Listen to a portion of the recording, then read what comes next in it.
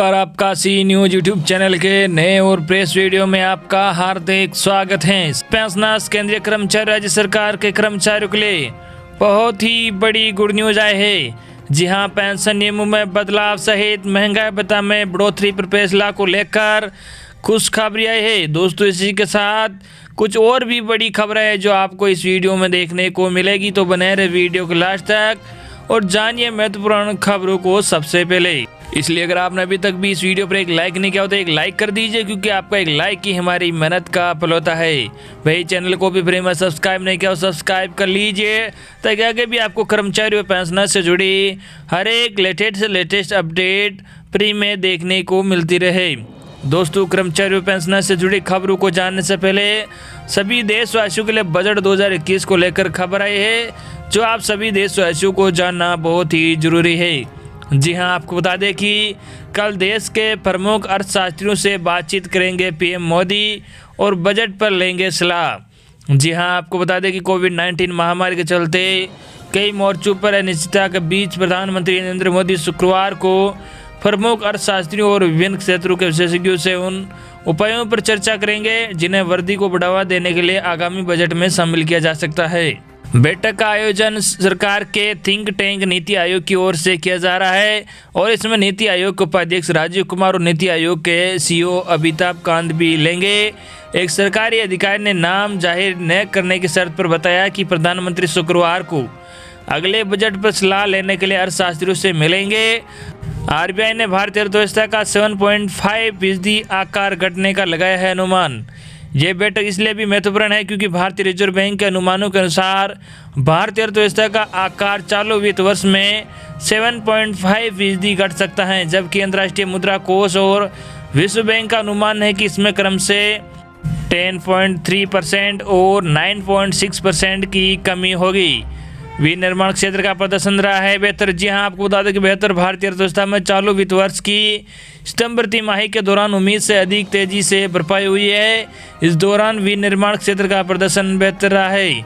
इस कारण उपभोक्ता मांग में सुधार की उम्मीद है। देश का आगामी केंद्रीय बजट 1 फरवरी 2021 को पेश किए जाने की संभावना है।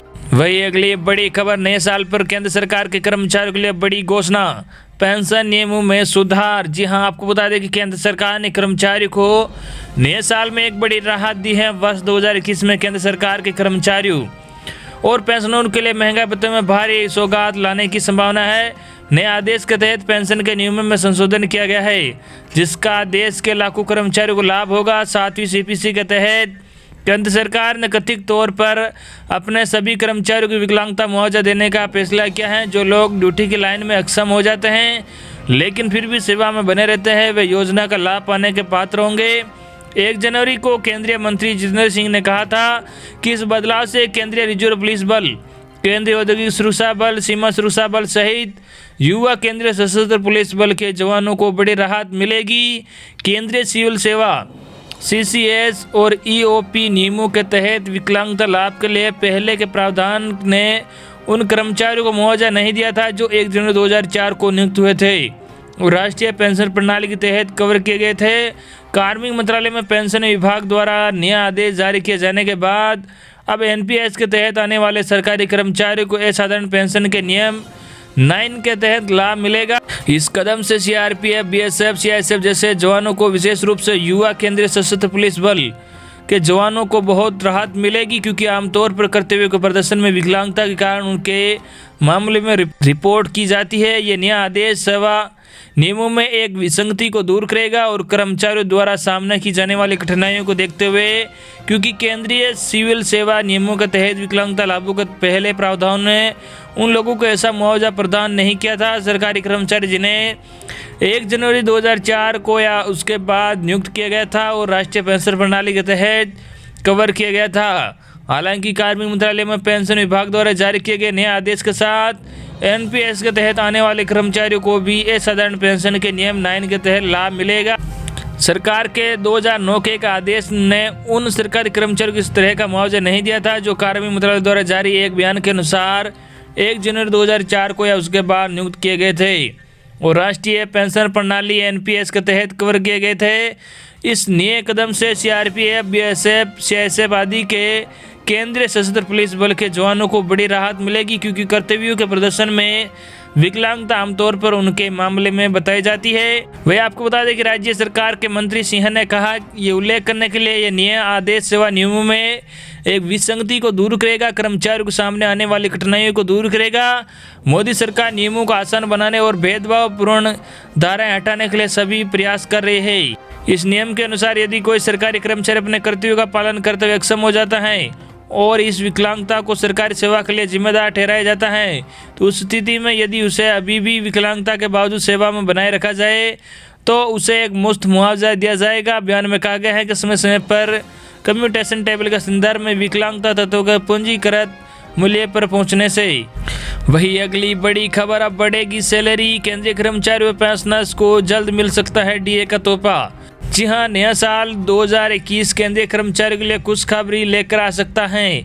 ऐसा इसलिए कहा जा रहा है क्योंकि केंद्रीय कर्मचारियों को लेकर केंद्र की मोदी सरकार फैसला लेने के मूड में नजर आ रही है।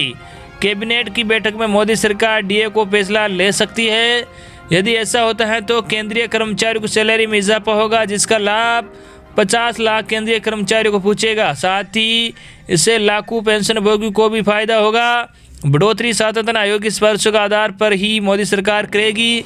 यदि आपको याद हो तो कोरोना महामारी की वजह से आर्थिक गतिविधियां ठप हो गई थी, जिस कारण बीते साल केंद्रीय कर्मचारियों को मिलने वाले महंगाई भत्ते पर रोक लगाने का काम मोदी सरकार ने किया था।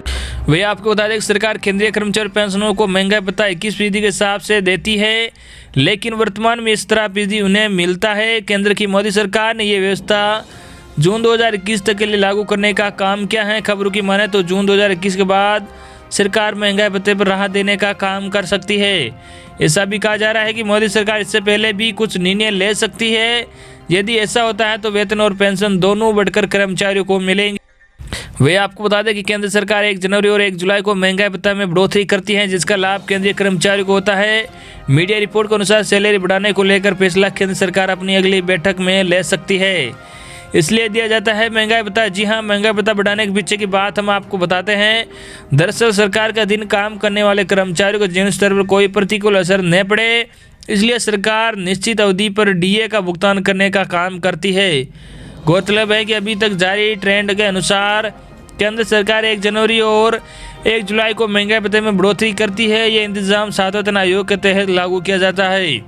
तो दोस्तों, ये थी आपके लिए आज की बड़ी खबरें जो हमने सबसे पहले आप तक पहुंचा दी है। आई होप कि आपको आज की हमारी खबरें पसंद आई होगी।